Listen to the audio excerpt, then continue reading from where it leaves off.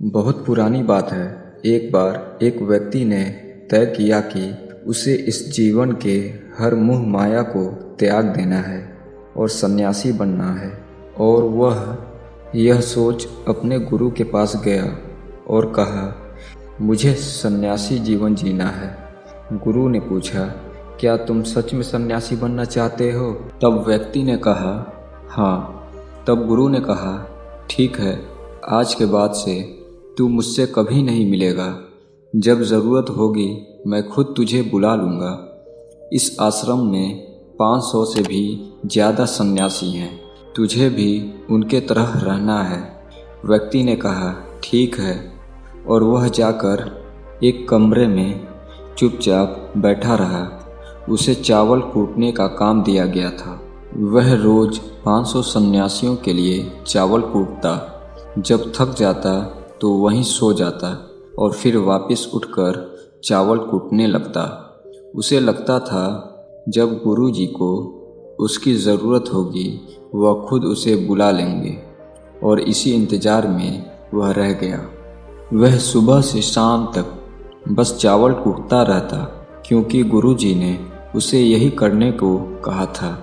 12 सालों तक यही चलता रहा, लेकिन तब तक वह बेहद शांत हो गया था। उसके मन में न कोई विचार, न कोई अड़चन। वह इसी काम में लगा रहता था।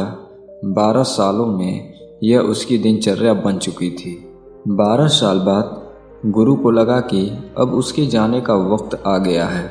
उसने सबसे यह घोषणा करवा दी, जो भी मेरा उत्तराधिकारी बनना चाहता है वह रात में मेरे कमरे की दीवार को फांद कर आएगा और 4 पंक्ति लिख कर जाएगा। उस पंक्ति में जीवन को कैसे सही तरह से जीना है उसे लिखना होगा। जीवन का सत्य लिखना होगा, लेकिन यह उसे स्वयं से लिखना है, खुद के अनुभव बताना है। सभी गुरु को मानते थे, उनके शिष्य थे, लेकिन सब उन्हें इस तरह धोखा नहीं देना चाहते थे। उनके आगे खुद को प्रस्तुत करना आसान नहीं था। हिम्मत तो सभी शिष्य में थी, लेकिन यह काम कोई करना नहीं चाहता था। उन्हीं में से एक विद्वान शिष्य ने यह कर दिखाया।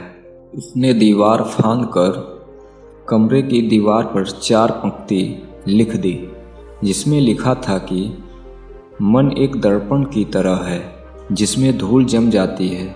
उस धूल को साफ कर दो, सत्य अनुभव में आ जाता है और सत्य मिल जाता है। सुबह गुरुजी उठे तो उन्होंने देखा और बोला, यह किस मूर्ख ने मेरी दीवार खराब कर दी, उसे पकड़कर लेकर आओ। लेकिन वह विद्वान यह लिखकर रात में ही भाग गया था, क्योंकि यह विचार उसके नहीं थे।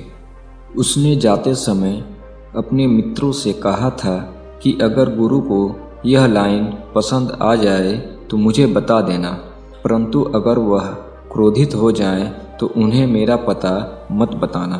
सब चिंतित हो गए थे। सभी लोग यह मानते थे कि इतनी सुंदर शब्द तो है, मन एक दर्पण की तरह है, जिसमें शब्दों विचारों की धूल जम जाती है। वही उसे साफ कर दें तो सत्य का प्रतिबिंब दिखाई देने लगता है। इसमें कहाँ कुछ गलत है। गुरु कुछ ज़्यादा ही सख्त हैं। देखते हैं वह इससे ऊंची बातें कहाँ से लाते हैं। पूरे आश्रम में यही बातें चल रही थी। उन्हीं में से 4 व्यक्ति एक दूसरे से बात करते हुए उस चावल कूटने वाले के पास निकलते। उनकी बातें सुनकर वह हंसने लगा। वह चारों यह देखकर यह सोचने लगे और पूछा, इसमें हंसने की क्या बात है? तब वो बोला, सही तो कह रहे हैं गुरुजी, किस नासमझ ने यह लिखा है। यह सुन वह चारों भड़क गए और बोले, तुम क्या जानो इसका मतलब? इतने सालों से बस चावल ही कूट रहे हो, तुम्हें शास्त्रों के ज्ञान के बारे में क्या पता? अगर इतनी लाइन गलत है तो तुम इससे अच्छा कोई शब्द बताओ। वह व्यक्ति बोला, ठीक है, मैं बता दूंगा, लेकिन मैं इतने सालों से चावल कूटते कूटते लिखना भूल गया हूँ। किसी को लिखना पड़ेगा। और हाँ, यह जान लो, मुझे उत्तराधिकारी बनने का कोई शौक नहीं है। अगर मुझे यह उपाधि मिली तो मैं कान पकड़ूं और विचार नहीं बताऊंगा। तब उन चारों ने कहा, अरे तू हमें बता, हम लिखते हैं। व्यक्ति ने कहा, लिखो। कैसा दर्पण, कैसी धूल, ना कोई दर्पण ना कोई धूल, जो उसे जान लेता है सत्य को प्राप्त हो जाता है। आधी रात को यह पढ़कर गुरु उस चावल कूटने वाले के पास गए और कहा, अब तू यहाँ से भाग जा, वरना ये 500 के 500 तुझे मार डालेंगे। यह मेरा चोंगा ले, तू मेरा उत्तराधिकारी बनना चाहे या ना चाहे, इसमें कोई फर्क नहीं पड़ता है, लेकिन मैंने तुझे ही अपना उत्तराधिकारी माना है। और अगर यह बात इन सबको पता चल गई तो यह बर्दाश्त नहीं कर पाएंगे कि एक चावल कूटने वाला उत्तराधिकारी कैसे बन गया। वह सत्य को प्राप्त हो गया, आत्मज्ञान को प्राप्त हो गया, और यह शास्त्र जानने वाले सर पीटते रह गए। इसलिए तू यहाँ से दूर भाग जा। अतः एक बार गौतम बुद्ध ने भी अपने शिष्य से कहा था कि जब तुम्हारे अंदर भी विचार आना बंद हो जाएंगे, उस दिन तुम सत्य का अनुभव करोगे, खुद को, ब्रह्मांड को समझ पाओगे। और यही बुद्धत्व प्राप्ति का पहला कदम है। मन को शांत करने का पहला तरीका जो बोधि ग्रंथों में बताया गया है वह है खुद के विचारों पर काम करना।